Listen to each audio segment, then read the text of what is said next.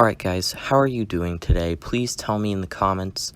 Today I'm making this suggested video to basically teach you how to make the Among Us Strip song in Garageband and pretty much any song you want. So without further ado, let's get into the video. After downloading the Garageband app, click the Create New Song button at the top left corner of your screen. This is going to bring you to a screen that will allow you to choose what instrument you want. Generally, I choose keyboard for almost everything, but it's up to you what one you want to use. When you look in the top left, you should see this button that looks a little bit like blocks.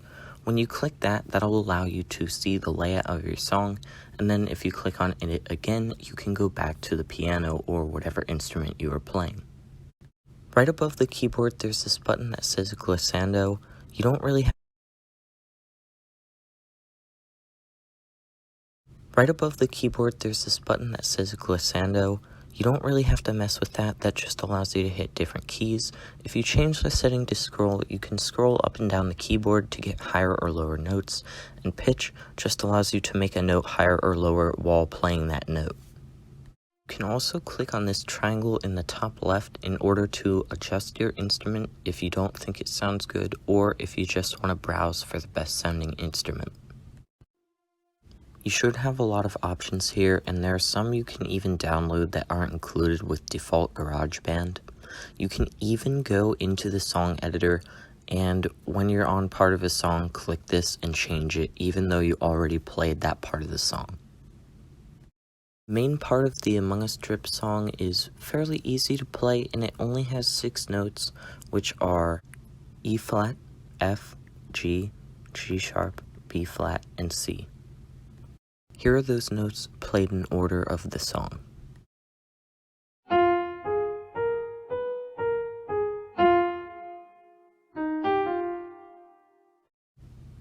You can click the red circle to record part of the song.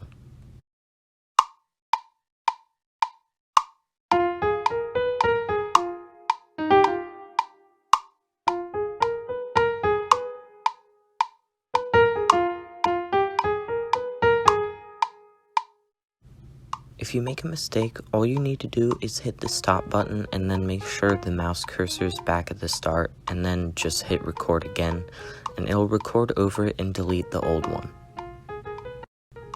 Once you record, it'll play on loop, and you can also see it in the song editor. By clicking a section of the song and then clicking the gear in the top right, you can also edit many things such as song volume and echo. Once you have that done, click the plus in the bottom left corner to add another track that will play at the same time of the first one. The bass uses similar notes to the normal track. Here's how to play it.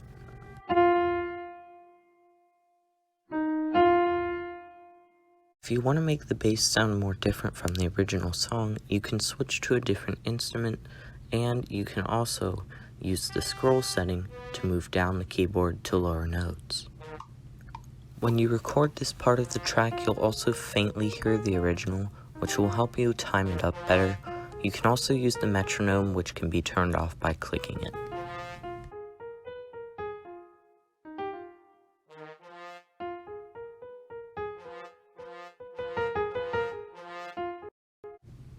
Now when you go into the song editor, there should be 2 different tracks that you can edit by clicking on them. Lastly, you're going to make a drum track to kind of go with the rest of the song. So go to the drums and then hit Beat Sequencer. Beat Sequencer very easily allows you to design a beat just by pressing down wherever you want it to play, and then you can experiment it with a little bit and then record when you find one that sounds good. Once it starts recording, it'll automatically start from the beginning and play for you. You don't need to do anything, but if you want, you can add more beat so that it'll play further down in the song.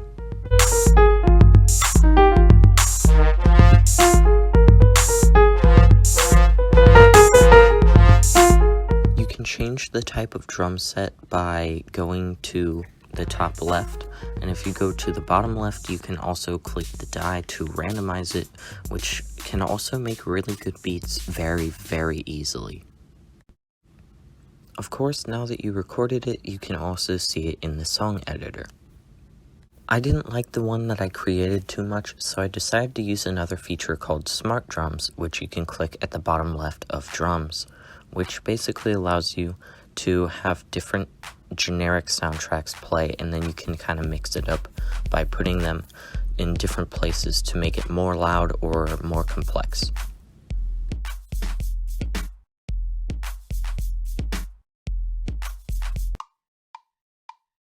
You just need to click record, and it's as easy as that. I really like using this feature, and I might use it a little bit too much, but I find it really useful, and it also has the ability to randomize if you hit the die. In the song editor, you can also use the gear to change general song settings such as song tempo to make it faster or slower.